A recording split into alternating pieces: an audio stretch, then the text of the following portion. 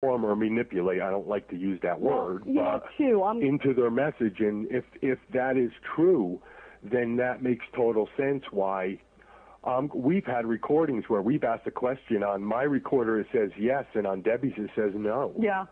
I mean, we're about handcuff distance away. Usually we don't like to stay more than 5 feet away.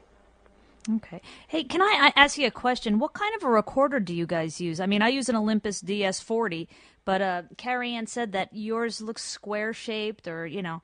Well, we use all different kinds. We like the Panasonic because you have the rewind feature. And, you know, we invested in a bunch of those years ago. So we use that on investigations, but we use all kinds. We use the Sony ICD B26, awesome recorder. You know, we use the 16. The Sony 17. You know, I saw somebody else with another Sony I never saw, but it looked just like my Sony. So I'm like, please let me know what you got with that. The Olympus 4100.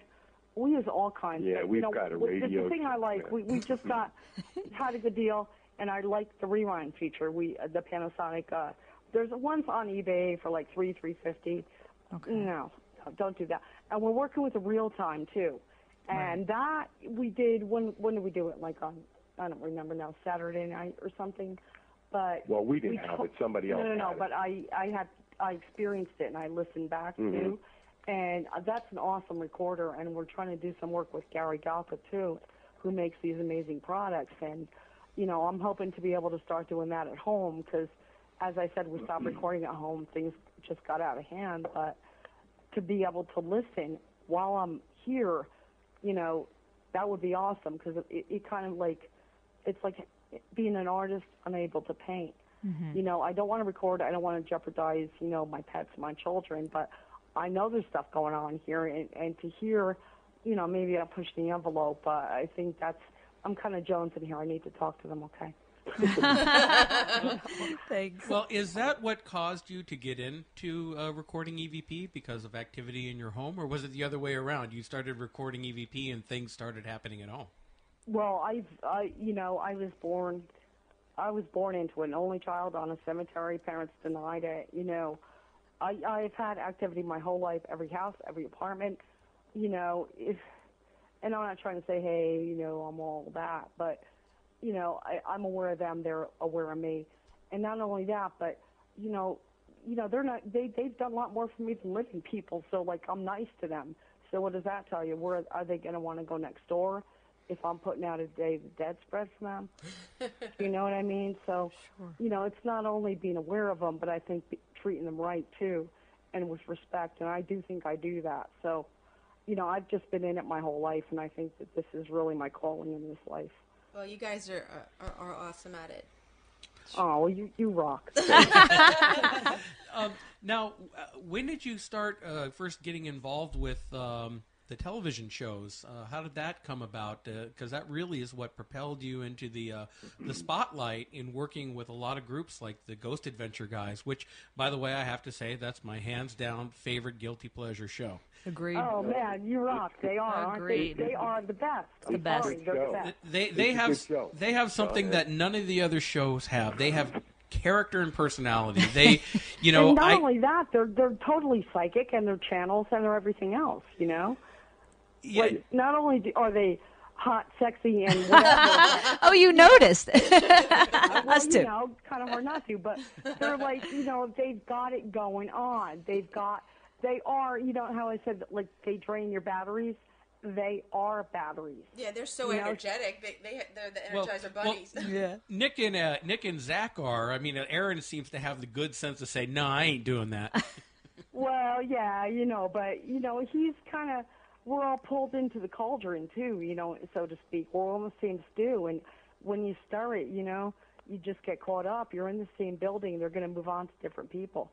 So he can say what he wants to, but they're still he has just as much chance to be followed home as we do, or they do. Well, to hear him tell it, he was followed home. He actually told that story after the second Bobby Mackey episode, how something followed him home and it ruined his marriage. Yeah, and I know, we had the pleasure of meeting his ex-wife, too, so I've heard some inside stories, too. No, the energies of the three guys on that show just balance out perfectly, and I think that's why they get the evidence that they get. But as far as the television shows and stuff, I mean, that was not something that we ever aspired to. I mean, it's not like you auditioned for anything like this. We just, I don't know, we were out there. The documentary came out. We did a local news special right after the documentary because, I don't provoke. And, and I see this guy in a tub in what do you call it? The Washoe Club? In the Silver Queen. Slitting his wrist. And, you killed yourself. And I'm like, this is appalling. Who are these people? And I'm like, we're going to the Goldfield. And then I see the brick fly, and I'm like, that's bullshit. Let me go. I'm sorry. Let me go to the Goldfield. Let me disclaim these people. We had never met them. And then, I had never seen activity like that. I've heard of it. I've seen ramifications from it. I've had things reported, doppeled, never in front of my face. Just always you turn around, it's moved. And I'm like, and then you have the provoking thing. So we go there, and, it's at the end of the night, and KTVN Bill Brown has the camera on me at all times. It's getting near 3. We're all tired. And I said, there's people out there saying, did you guys move this? And clearly, like, they were proud. It was clearer than my voice, and they never took the camera off me. They say, thank you, but we've done it. And I think what's most, invoking about the whole thing is that they say, we've done it. So whatever, back in the years, we've all done stupid things when we were kids, and don't say you didn't, because we all did. We're not the same people we still were. do them. Oh, gosh. And like, say they provoked or whatever, they were, whatever they did got the ghost so aggravated, or whatever is coming through, demons, ghosts, spirits, I don't know. But we got the voice saying, thank you, but we've done it. So they provoked something so much that, in my mind, they all focused together on that brick and made that brick fly.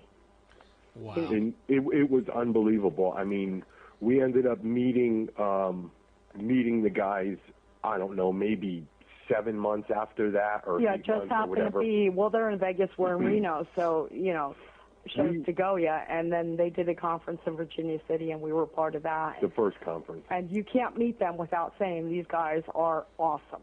Yeah. And I'm not trying to kiss butt or anything, but they are just some of the best souls on the planet. And I say that truly. I actually just saw that episode, I don't know, it was a few months ago, where you guys all went back there. It was a pretty active night that night as well. That was crazy. I mean, there ended up being so much evidence that didn't end up making it into the episode. Even after effects, because I think they wanted to push, they wanted to put a big focus on the fact that the Goldfield, we were not going there to investigate the Goldfield, and that is the God's honest truth. That is not a lie. We were stationed. All right, no, I'm just getting a little bit excited here. All right, go ahead. We didn't find out till the last second. They didn't either.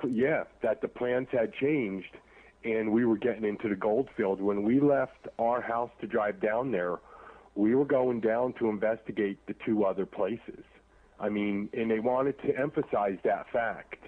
And and that was the truth. Well, yeah, no, they showed that in the episode, and it was funny how they were waiting for the man to come out of the building. Yeah. So. Yeah. But you have to realize, though, if you go to the town of Goldfield, and this is no lie, I mean, it's like Area 51. As a matter of fact, it's like 3 hours from there. So there is maybe 12 active people I see in the entire town anytime I go there on a given day. So to have Red, the owner, there at that time, it was almost like, oh my God. It was meant to be, yeah. I was just going to say, meant to be. And it was not staged. And I will take that to the grave. I mean, it just so happened he was right there. Everything That's why I love into them. place. It's like, are you locked in? Yeah, you're locked in. There's a lock. I'm like, well, I'm the only girl here, so what do I do, But, oh, you love that. Yeah, I mean, I wouldn't mind being locked up with that group either. Yeah, but when you're talking overnight, it's like, is there a private porta potty over here? Oh, gee. Well, yeah, but, the Goldfield's like totally, if you're a guy, it's one thing, but. Yeah. Yeah. But it was just awesome. So much and happened, then, too. What the heck else happened there? I mean, there was one point. Oh, the next day when we come back, and I mean, we were just so drained. Like, it's almost like, somebody threw a wet blanket over you and like, oh my God. And we're driving home and like nobody's talking to one another. And it was just like, we were all so drained, every one of us. And, there's this tractor trailer ahead of us, and you're in the middle of the desert, and so we're following this guy to get to our hotel. And, you know, you see he's kind of like falling asleep on the road, and it's kind of like almost like a Twilight Zone moment. You're like, oh, my God, is he going to flip? What should we do? Should we stop him? Should we pass him? And so we finally get home, and then all of us got sick.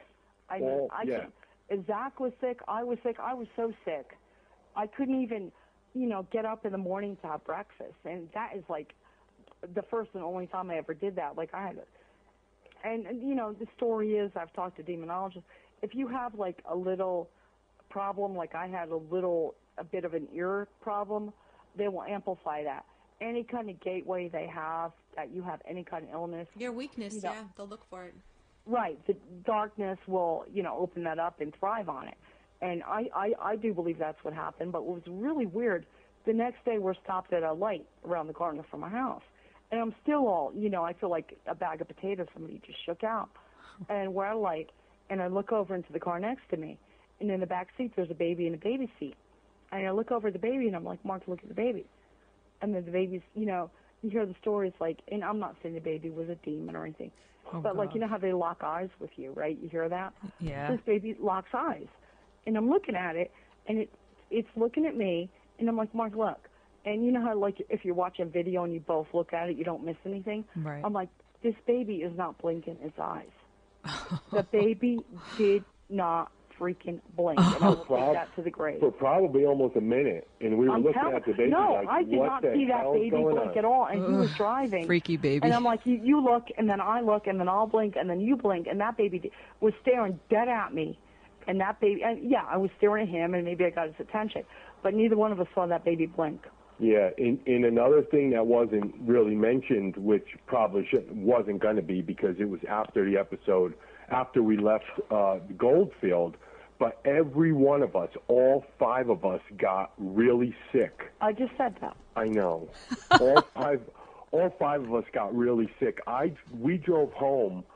I got home. We were like putty. And I got so sick just vomiting that I had to call out sick the next day at work. I mean... Oh, so it's violently sick. Oh, I thought a cold or, you know. You guys didn't have a bad caterer or something. Bad. Oh, my goodness. Yeah, and I was just totally drained. But, you know, my ear infection blew up, and then I had to go see a doctor, which thankfully I already had an appointment for, but he's like, oh, my God, you know, you need antibiotics. You know, you need this, this, and this. And I'm like, what kind of doctor prescribes you all this stuff, you know? And it was just like, you know, off the hook. He's like, you walked around like that? And I'm like, well, it wasn't that bad yesterday. Yeah. It really did seem like, you know, it just really erupted overnight there. Wow. Now, with when in Gettysburg, I heard that there was another story that happened where you were doing an EVP session around some haunted dolls? Well, John took me for a little bit of a trip to pick up these haunted dolls, and the story behind these dolls is it's 100 dolls with 100 different stories.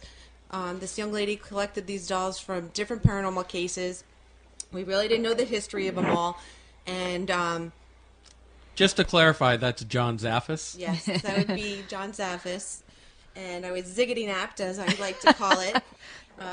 For 4.5 hours driving around Virginia. And when we picked up these dolls, you know, I trust John. I don't think anything of the dolls. I'm handling them and everything. And before I had known, he had talked to Mark and Debby and wanted to conduct a private EVP session of these dolls. So he wanted to know if there was, what kind of energy was coming with these dolls. So when we get back to the hotel, Chris and Dana so bravely let us use their hotel room in one of their beds, and we took out all the dolls and we laid them out on the beds, and Mark and Debby came in, and I was not scared until I saw Mark and Debby walk in the room. And you tell them how you acted, Debbie, because then I got nervous. Well, I don't really, you know, I wasn't really paying attention to how I acted, but I had never seen so much energy laid out on one bed. And, you know, to be honest with you, John is like an idol to me. I work with him at a lot of events. We see each other, we smoke cigarettes, but we never had the opportunity to work together. So, you know, my adrenaline's pumping. You know, in the back of my head, maybe John's coming back with the dolls. Finally, he did. You guys were a little bit late. and I go in there, and he had so